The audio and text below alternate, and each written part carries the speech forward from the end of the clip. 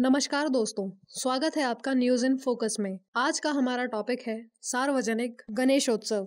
सबसे पहले देखते हैं कि ये विषय चर्चा में क्यों है। हाल ही में महाराष्ट्र सरकार ने सार्वजनिक गणेशोत्सव को आधिकारिक रूप से राज्य त्योहार यानी स्टेट फेस्टिवल घोषित कर दिया है। इस निर्णय के पीछे राज्य सरकार का तर्क ये है कि ये फैसला महाराष्ट्र की सांस्कृतिक परंपराओं और सामाजिक एकता को मान्यता देने के उद्देश्य से लिया गया है। सरकार अब इस उत्सव के लिए राज्य निधि यानी स्टेट फंड्स भी उपलब्ध कराएगी और विभिन्न सरकारी विभाग आयोजन में सहयोग करेंगे। हालांकि कई विश्लेषकों का मानना है कि ये कदम राजनीतिक रणनीति का हिस्सा भी हो सकता है, खासकर बीएमसी चुनावों और राज्य की बदलती राजनीतिक परिस्थितियों के मद्देनजर। चलिए अब जानते हैं सार्वजनिक गणेशोत्सव के बारे में। सार्वजनिक गणेशोत्सव यानी सार्वजनिक गणपति उत्सव एक ऐसा पर्व है जो केवल धार्मिक ही नहीं बल्कि सामाजिक, सांस्कृतिक और राजनीतिक दृष्टिकोण से भी बेहद महत्वपूर्ण है। इसकी शुरुआत 1893 में लोकमान्य बाल गंगाधर तिलक ने की थी। उन्होंने इसे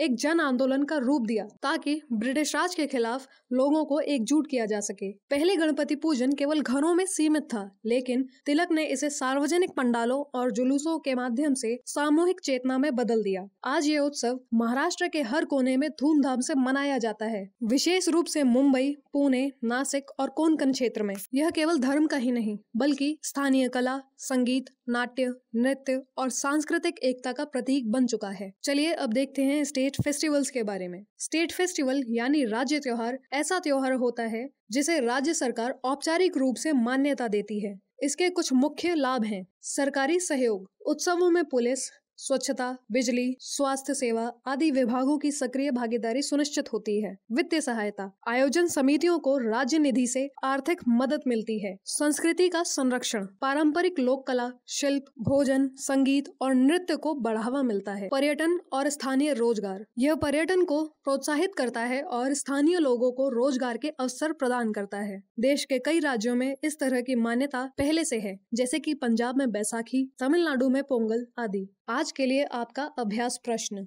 निम्नलिखित कथनों पर विचार करें। कथन 1, सार्वजनिक गणेशोत्सव की शुरुआत 19वीं शताब्दी में बाल गंगाधर तिलक ने की थी। कथन 2, इसे हाल ही में महाराष्ट्र सरकार द्वारा राज्य त्योहार घोषित किया गया है। कथन 3, यह त्योहार केवल धार्मिक महत्व रखता है और इसका कोई राजनीतिक इतिहास नहीं है। इनमें से कौन सा से कथन सही है? ऑप्शन ए केवल 1 और 2, ऑप्शन बी केवल 2 और 3, ऑप्शन सी केवल 1 और 3, ऑप्शन डी सभी सही हैं। अपना उत्तर हमें कमेंट करके अवश्य बताएं। धन्यवाद।